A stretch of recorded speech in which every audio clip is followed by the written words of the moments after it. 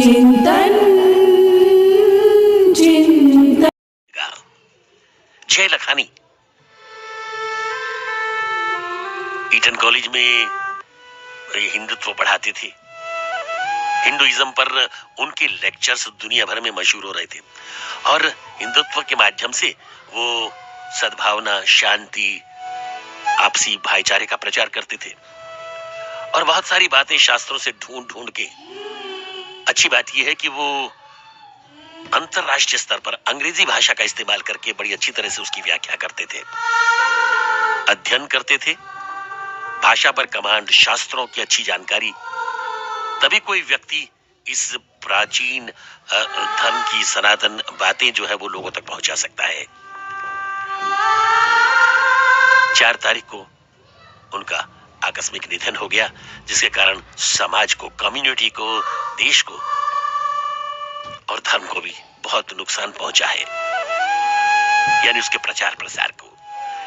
स्वर्गीय जय लखानी जी के साथ कुछ कार्यक्रमों में मुझे भी शामिल होने का मौका मिला और सत्य जी, संभवतः आप भी उन कार्यक्रमों में थे और हमने उनके व्याख्यान सुने। बहुत प्रभावित करते थे वो अपनी वाणी से और अपनी जानकारी से।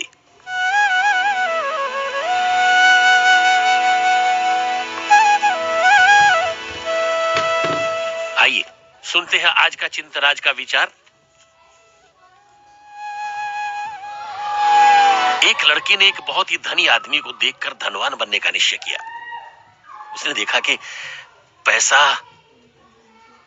बहुत सारी परेशानियां दूर करता है, उससे अच्छे अच्छे सामान खरीदे जा सकते हैं, तो पैसा कमाने पर जुट गया और उसकी परेशानियां और बढ़ गई।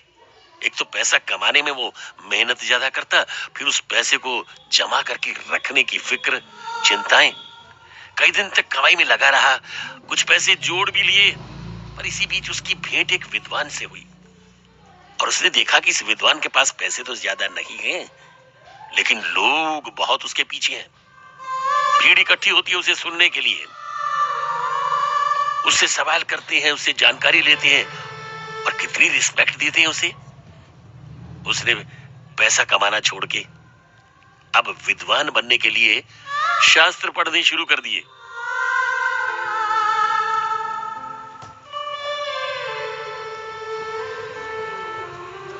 अभी वो कुछ विद्वत्ता प्राप्त करने की ओर आगे बढ़ा ही था कि फिर उसकी मुलाकात एक म्यूजिशियन से हुई, एक संगीतज्ञ से हुई।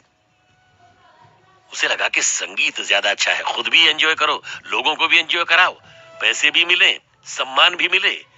उसे बहुत अट्रैक्शन दिखाई दिया उसमें।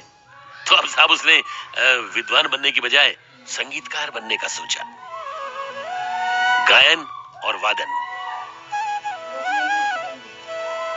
काफी उम्र बीत गई पर वो न धनी बन सका, न विद्वान, न संगीत सीख पाया और न ही नेता बन सका, न अभिनेता बन सका।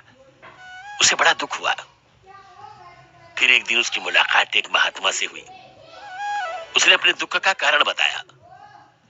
महात्मा जी मुस्कुरा के बोले, थोड़े थोड़े दिन बाद अपना ये जो चंचल मन है, ये तुम्हें चेंज होने के लिए कहेगा। एक जगह तुम्हारा निश्चय नहीं है, मन को कहीं टिकाया नहीं है। बेटा, दुनिया बड़ी चिकनी है, जहां जाओगे कोई ना कोई अट्रैक्शन दिखाई देगी, कोई ना कोई आकर्षण दिखाई देगा। एक निश्चय कर लो। कुछ लोग हमने देखा है कि जिंदगी भर कुछ और करेंगे, बुढ़ापे में आकर के शास्त्रों में से लिख लिख के लाएंगे, कागज पढ़ेंगे, उसकी व्याख्या भी करना शुरू कर देंगे और फिर गलत व्याख्या करेंगे। कुछ लोग बुढ़ापे में संगीत सीखना चाहते हैं। भाई, जो काम करना है बचपन से उसी पर मन टिकाओ, जहां आपका रुझान है, जहां आपकी दिलचस्पी है, निश्चय करके पीछे पड़ जाओ। अगर थोड़ी थोड़ी देर बाद अपने फैसले बदलेंगे तो साहब कहीं भी नहीं पहुंच पाएंगे।